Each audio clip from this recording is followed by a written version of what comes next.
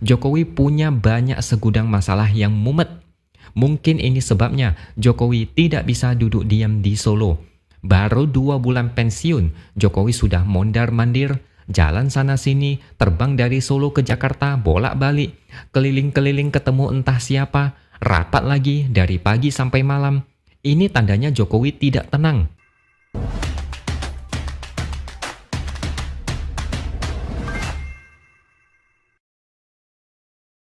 Halo, bertemu lagi dengan saya, X Hardy, di Opini Siward. Jokowi yang bolak-balik bertemu dengan Prabowo, ini sebenarnya bukan hanya karena kangen atau karena mau ngobrol santai. Bukan, ada sesuatu yang membuat pikiran Jokowi mumet. Tidak bisa tenang menikmati masa pensiun. Semua orang tahu ada yang janggal dari gerak-gerik Jokowi, tapi tidak banyak yang tahu apa yang sebenarnya terjadi. Setiap kali Jokowi bertemu tokoh-tokoh tertentu, terutama Prabowo, selalu ada kabar politik yang besar. Tiba-tiba kemarin Tempo merilis majalah Tempo yang isinya cukup mengejutkan, sekaligus berani. Ada satu wawancara khusus dengan Agwan. Kalian mungkin sudah tahu siapa dia. Dia adalah pemilik Agung Sedayu Group. Dia juga ditunjuk menjadi pimpinan konsorsium Nusantara yang terdiri dari 12 taipan. Di IKN ada satu hotel besar berlantai 9 yang letaknya tidak jauh dari istana kepresidenan IKN. Hotel itu dibangun oleh mereka dengan dana patungan.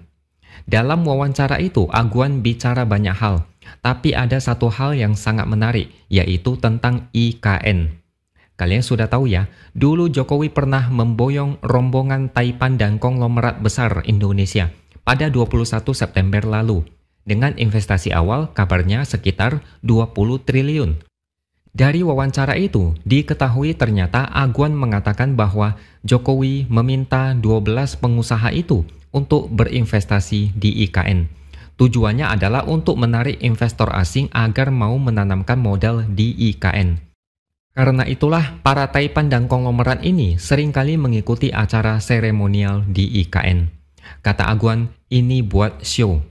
Kalau mau jualan tapi kamu sendiri enggak beli, orang luar enggak mau beli. Dari pernyataan ini, ada kesan investor asing masih ogah investasi di IKN, sehingga Jokowi kayak terpaksa meminta tolong kepada mereka agar mau investasi di IKN. Sebagai pancingan agar investor luar melihat IKN ini sangat diminati. Ucapan ini bisa juga diartikan bahwa Jokowi kebingungan dengan proyek IKN ini. Padahal awalnya dia kaget jumlah investor membludak sampai oversubscribe. Jokowi juga pernah bilang bakalan ada investasi besar dari Dubai atau Abu Dhabi di IKN. Tapi kelanjutannya gimana? Tidak ada kejelasan. Jangan-jangan malah tidak ada. Semua cuma klaim dari Jokowi. Ketika Agwan ditanya kenapa dia mau investasi di IKN, dia menjawab, mereka harus menjaga wajah presiden, harus menghadapi investor luar negeri. Mereka diminta mengerjakan dalam 9 bulan dan proyeknya harus jadi. Mereka babak belur. Kemudian dia ditanya lagi, apakah Jokowi yang memerintahkan pengusaha nasional untuk berinvestasi? Bukan juga diperintah, tapi diminta. Bisa disimpulkan, kabar ratusan investor asing antre di IKN agak berlebihan dan mungkin tidak benar.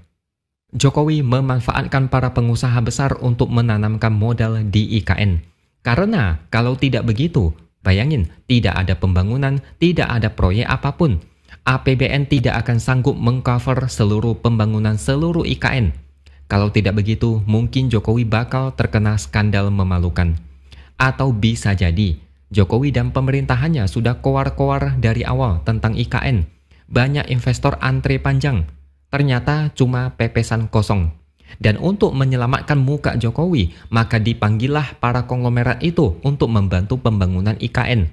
Seperti yang tadi ditanyakan Tempo kepada Agwan, kenapa mau investasi di IKN? Karena mau menjaga wajah presiden.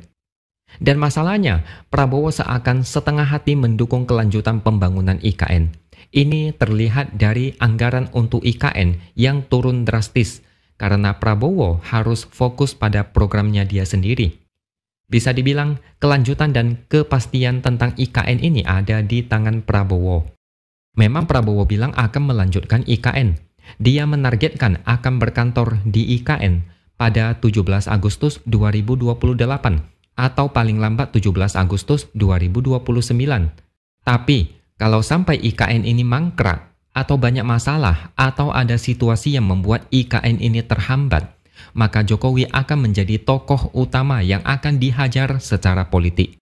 Dengan investigasi dari majalah Tempo ini, para netizen semakin geram dengan Jokowi. Daya rusak yang ditinggalkan Jokowi ternyata sangat besar di luar batas.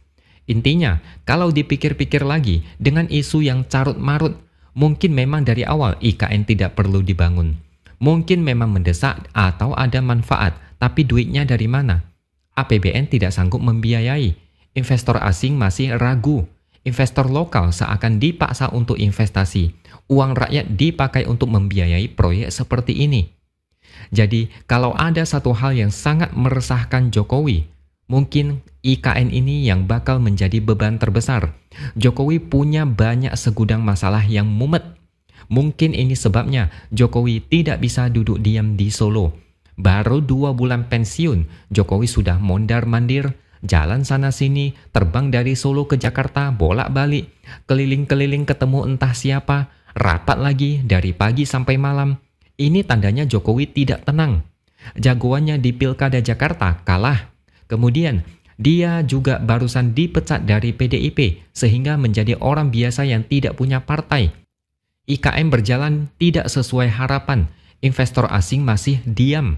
Ada pengamat yang bilang Jokowi bertemu di kediaman Prabowo baru-baru ini adalah karena mau meminta perlindungan setelah didepak dari PDIP. Tapi intinya Jokowi terlalu mengganggu Prabowo. Dikit-dikit ketemu, baru ketemuan sudah ketemu lagi dengan alasan kangen. Rakyat maunya Prabowo menjaga jarak dengan Jokowi.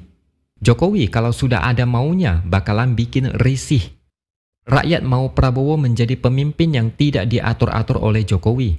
Jangan sampai Prabowo disebut sebagai petugas Jokowi karena terlalu sering ketemuan dengan Jokowi. Jangan sampai ada kesan dari rakyat bahwa presidennya memang Prabowo, tapi pengendali kekuasaan tetap Jokowi. Rakyat mau Prabowo yang kayak dulu saat melawan Jokowi di Pilpres. Berapi-api dan punya semangat tinggi. Saat ini Prabowo kayak tidak berkutik di depan Jokowi. Jadi kesimpulannya, inilah warisan Jokowi buat kita semua. Saya yakin banyak yang makin terbuka matanya. Banyak yang makin geram. Ternyata Jokowi sampai segitunya. Ada banyak kebijakan sembarangan yang tidak memikirkan dampak negatifnya. IKN ini menjadi penegasan bahwa itu adalah ambisi Jokowi yang mementingkan popularitas tanpa memikirkan dampak ke depan. IKN dipoles semulus mungkin, sampai harus mengajak influencer untuk bilang IKN itu wow.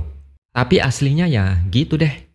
Oke, sampai di sini dulu opini dari saya. Subscribe channel ini supaya makin berkembang dan jangan lupa tuliskan komentar Anda. Terima kasih sudah menonton dan sampai jumpa lagi di lain kesempatan.